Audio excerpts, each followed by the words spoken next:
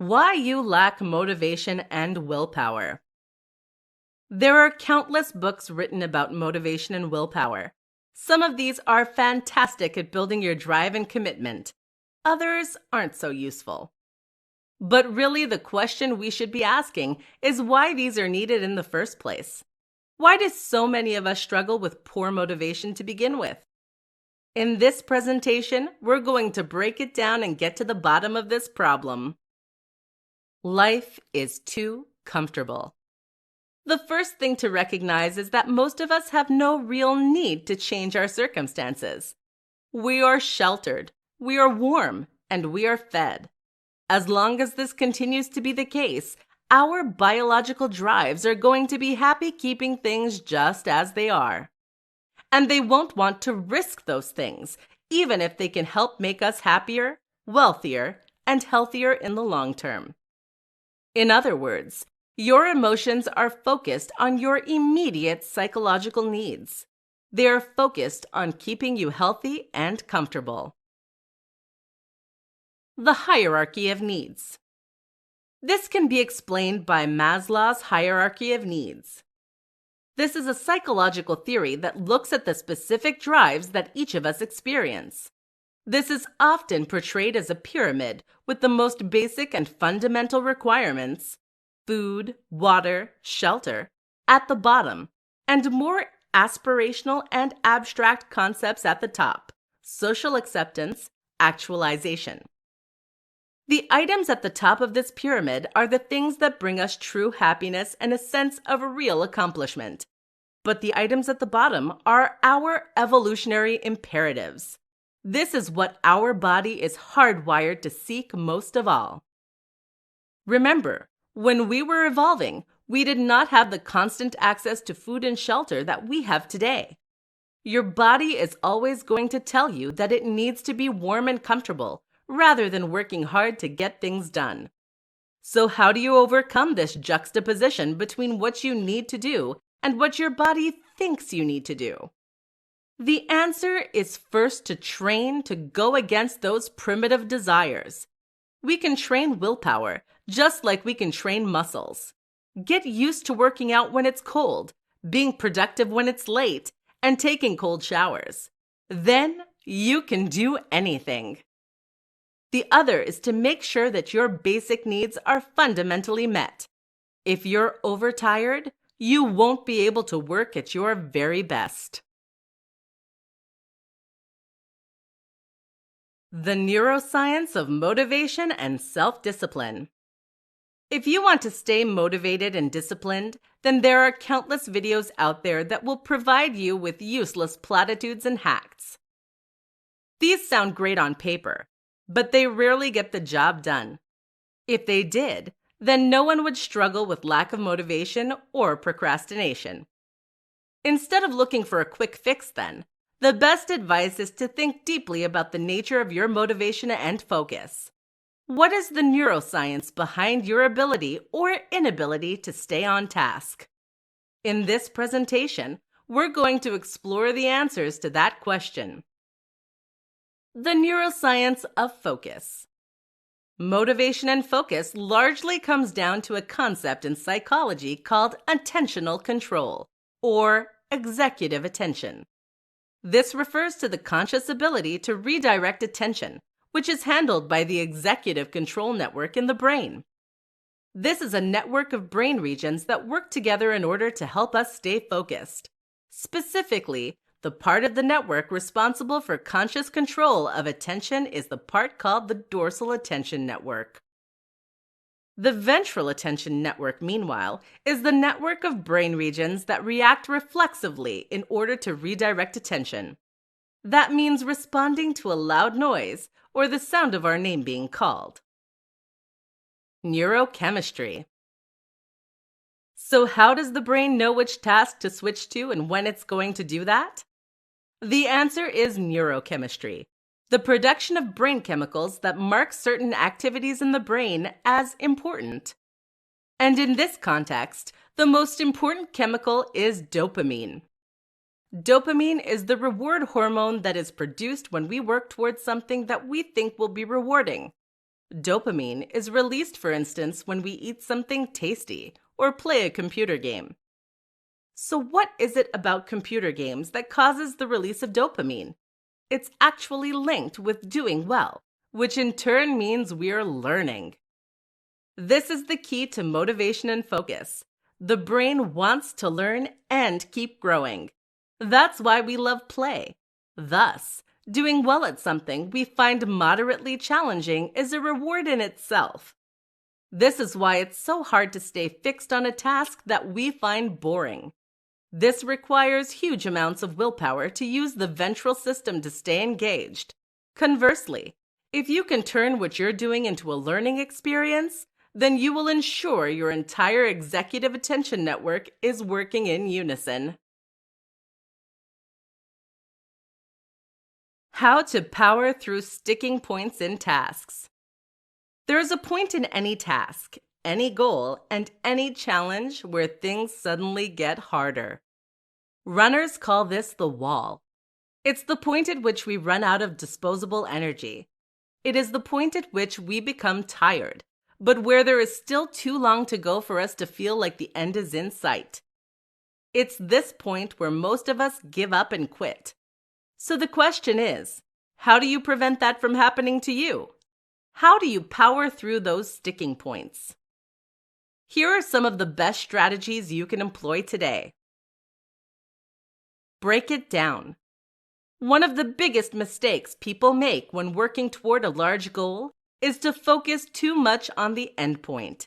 That is to say that they focus on where they want to be in a year's time from now. While this might be inspiring, it is ultimately too distant and far off to have much of an immediate emotional impact. What you therefore need to do instead is to focus on the short term. Focus on the smallest next step you need to do, and don't worry about the end goal. Focus on the fact that you have 16 miles still to run during a marathon and you'll feel defeated. Focus on completing just the next mile and you'll feel a lot better. Try non-reactivity. Navy SEALs use something called non-reactivity in order to power through moments of intense challenge. Likewise, distance swimmers refer to something known as a swim coma. Both these terms describe the same thing, the moment when you zone out and stop thinking about the nature of the challenge or your situation. Instead, you are now focused purely on the here and now. You aren't engaging, just silently executing the plan. This is tough to cultivate, but if you practice meditation, you may find you're able to reach this near meditative state more easily. Make it engaging. Another reason we often give up on tasks is that they become boring. This happens for many of us during work. The solution? Make it interesting. This is particularly useful for writers. Writer's block often comes from the fact that what you are writing is boring to you. If you can make it interesting, that will change. How to keep motivated when you're in a slump. Anyone can be productive and motivated when things are going well. When you're having a great day and you feel inspired, it can be very easy to set yourself down to work or to get outside and do a workout. The real challenge then is to remain productive when you don't feel good. How do you perform when you feel tired and miserable, or when your motivation has left you? In this presentation, we'll discuss how to get your mojo back on those days and kick ass anyway. Prime yourself. When you feel in a slump, you might wonder what it is that's going wrong. Why can't you summon the motivation and energy to train anyway? The answer is that you have loss of inspiration. Inspiration is the instigator of motivation, and without inspiration, it is very hard indeed to feel motivated and driven. So what's the solution? One fantastic thing you can do is to try and win back a little motivation by priming your mood. Priming means that you're doing whatever you can to try and set yourself in the right state of mind, thus making the challenge that much easier.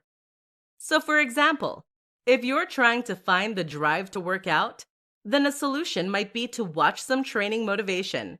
How about the training montage from Rocky? Likewise, if you're trying to set yourself down for a day of work on a project, how about taking a look at an example of a project that you really admire? A perfect example of the kind of thing you want to achieve.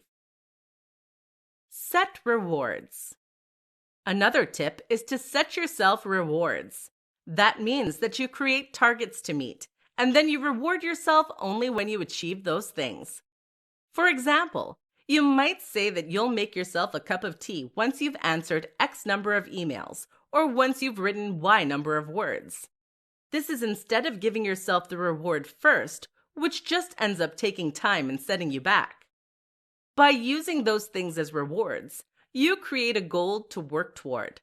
Often, you'll end up putting off the reward for longer once you've begun being productive. Take a break. You know what, though? If you really feel exhausted, then it might actually be better to just give yourself the break.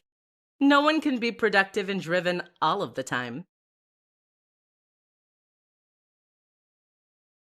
How to get into a flow state and stay there. A flow state is a concept that has been discovered by psychologists and researchers, and which has become almost mythical in status. For those not familiar with the term, a flow state is a state of total concentration and even euphoria. This occurs when we are so focused on a given task that we lose awareness of anything else going on. In the brain, this causes the prefrontal cortex to shut down and go quiet, while the parts of the brain responsible for focusing on our bodies and senses remains active. People achieve incredible things in this state, breaking athletic records, creating amazing works of art, and more. So how do you get there? The first and most important step is to ensure that the challenge level of what you're doing is just right. If something is too challenging such that you find it nearly impossible, you will find that you give up quickly and lose interest. But likewise, if it is too easy, then it will fail to stimulate you and you'll look for something more interesting too. The perfect task for achieving and staying in flow, then, is one that is difficult and engaging without being disheartening. What do you do if you're asked to do something dull and uninteresting? Simple. You find a way to make it interesting. One way you can often do this is simply to practice doing the very best job you can. Find a way to be faster, more efficient, more artistic. By doing this, you make the task much more engaging and therefore make it easier to stay in flow. Another important tip is to remove distractions. It's going to be hard to stay completely focused on a given task if you're hungry or tired, or if there's a loud noise coming from the room next door.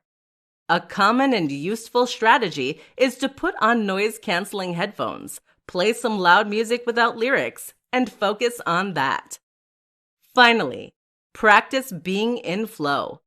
Practice focusing on something as intently as possible while ignoring all distractions.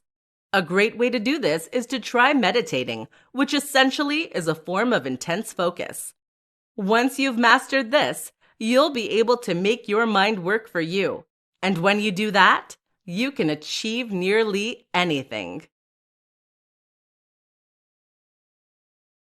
Do these 3 things for greater motivation. Struggling to summon the motivation and drive you need in order to get done? Finding yourself in a slump or a rut?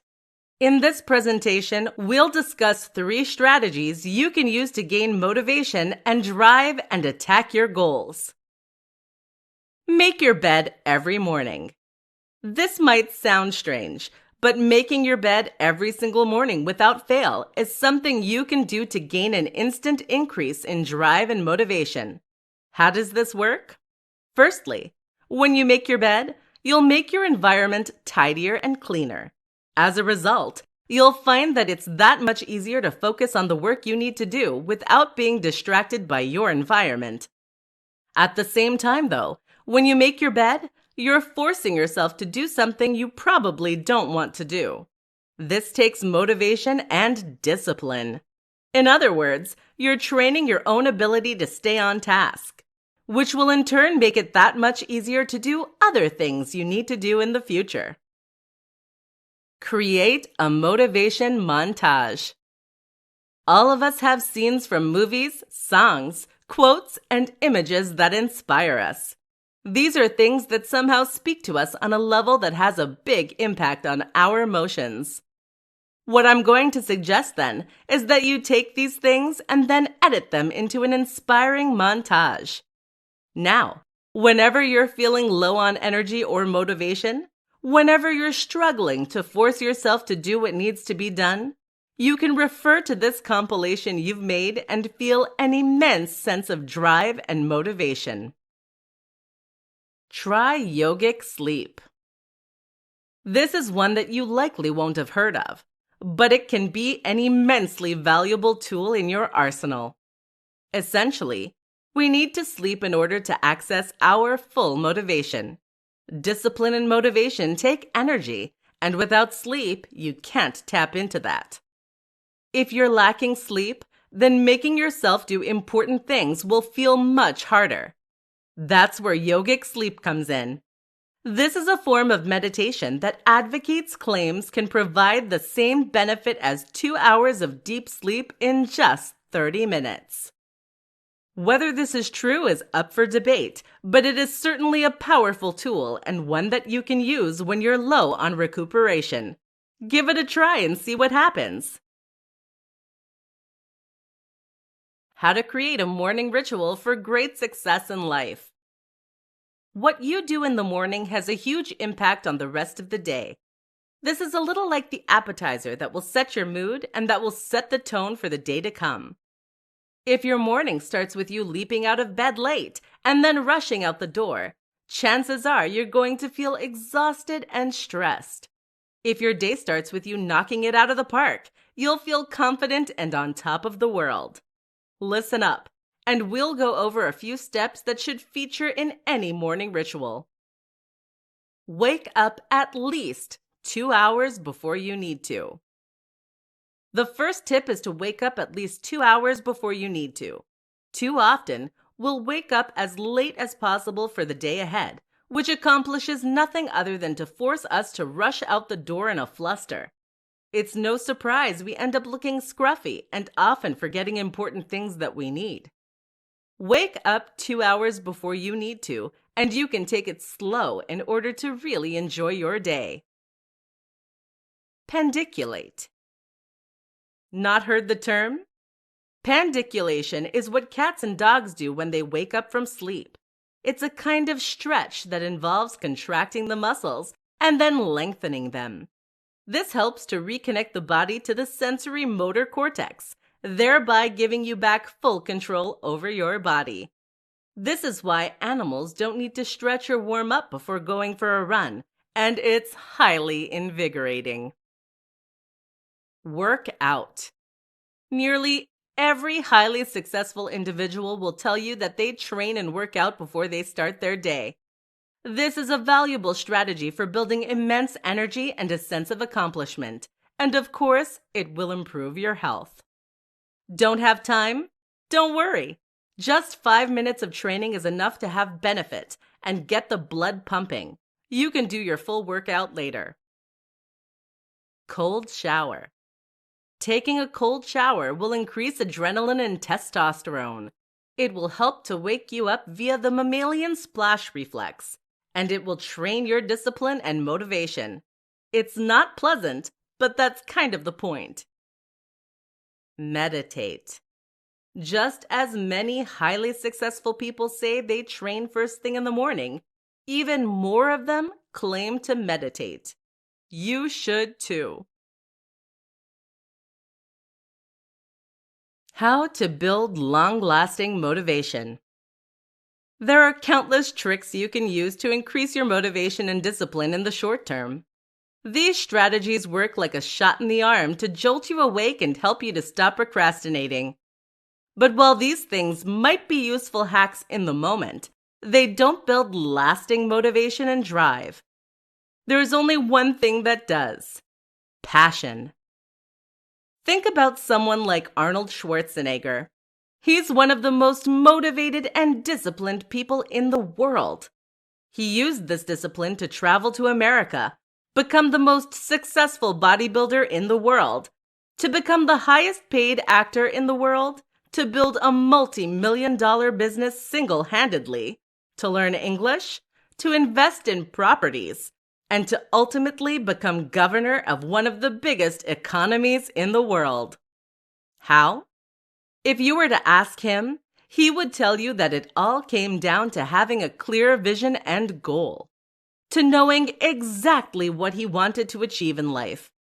He said that every painful rep in the gym was worth it because it took him one step closer to winning Mr. Olympia. What do you feel that passionately about? Too many of us, on the other hand, will work toward goals when our hearts aren't really in them. How many people are writing books they have no interest in?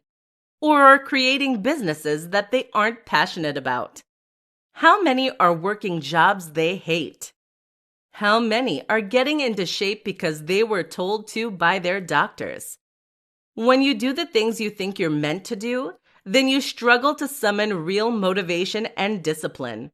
Conversely, when you work towards something you love, when there's something so exciting that it causes you to leap out of bed in the morning, then you will do anything it takes to complete those goals. You need a life purpose and a vision. The problem is that many people don't have that, and so they end up floundering in a directionless manner. It would be easy for me to tell you right now to just get a vision, but it's really not that simple. If you really want to find a passion, then my advice is to pick any project that interests you to start with. This might not be your life's purpose, but find a goal you're interested in and work on it. This will help to give you similar focus and structure, and it will help you to further explore what really does make you come alive. Everyone should be building something. 5 top motivation tips you can learn from the Navy SEALs. When it comes to the most motivated individuals in the world, Navy SEALs have to be right up there at the top. Just think about the intense discipline it must take to go through Hell Week. 5 days and nights of training with just 4 hours of sleep total. So what can the rest of us learn from these superhumans? Here are 5 amazing tips. Eat the whole elephant. This rather odd phrase refers to approaching challenges by breaking them down into small parts. Rather than trying to survive the whole 5 days of Hell Week, a SEAL will focus on surviving each short evolution.